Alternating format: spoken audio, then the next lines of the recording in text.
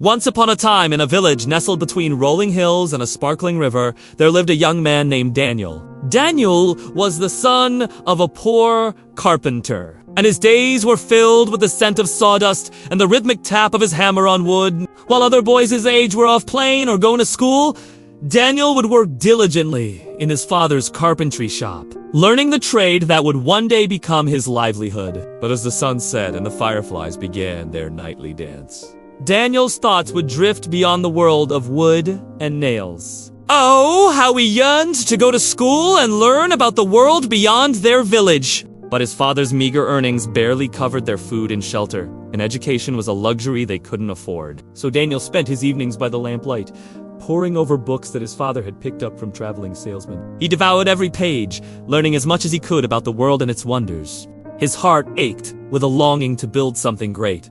Something that would connect people and bring them together. And so every night before sleep, he would sketch designs for bridges, dreaming of a day when he could create something beautiful to replace the ramshackle footbridge that barely spanned the river near their house. One day, the local council announced a competition. They needed a new bridge to be built, and whoever designed it would be awarded enough money to construct it. Daniel's heart raced. This was his chance. Excitedly, he rushed to show his sketches to the council members, his hands trembling with anticipation. But his hopes were dashed as the council members burst into laughter. A carpenter's son designing bridges. Impossible, one of them scoffed. Go back to hammering nails, boy, and leave the designing to us. Tears pricked at Daniel's eyes, but he blinked them back. Hurt and humiliated, he turned to leave, but a kind hand on his shoulder stopped him. Turning around, Daniel saw a distinguished old architect named Mr. Harris. Don't listen to them, lad, Mr. Harris said, his voice booming yet gentle. I see the fire of passion in your eyes. Come with me!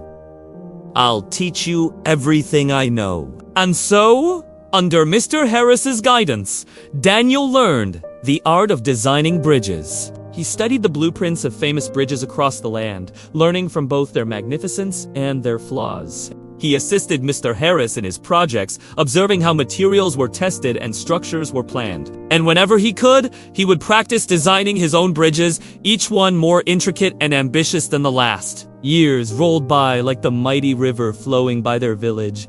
Daniel worked tirelessly, failing, trying again, and never, ever giving up on his dream.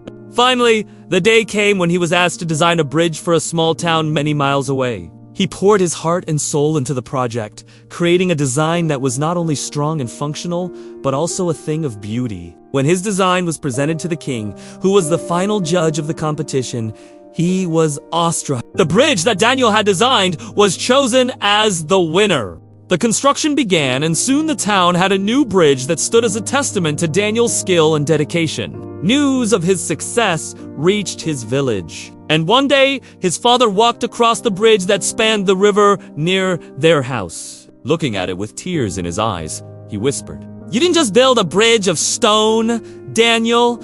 You built a bridge of hope." And that is the story of Daniel, the boy who built bridges of hope.